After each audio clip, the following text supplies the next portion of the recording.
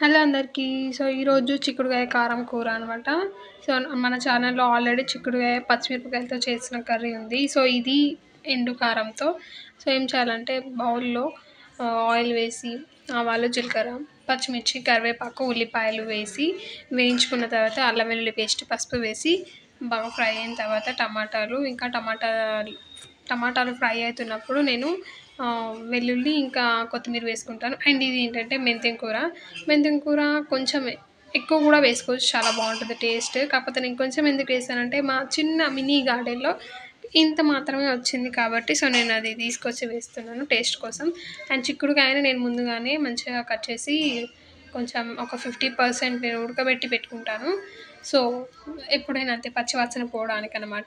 So దీంట్లో వేసేసి మంచిగా ఆయిల్‌లో ఫ్రై చేసేసుకోవాలి. బాగా కలుపుకొని ఆయిల్‌లో మంచిగా ఫ్రై చేసుకున్న తర్వాత మీ టేస్ట్‌కి సరిపడా కారం, ఉప్పు వేసుకోండి. నేను ఏది కూడా కొలతలతో చెప్పను. ఎందుకంటే కొంచెం కొందరు కారం ఎక్కువగా తింటారు, కొందరు తక్కువగా తింటారు కదా! సో అందుకని.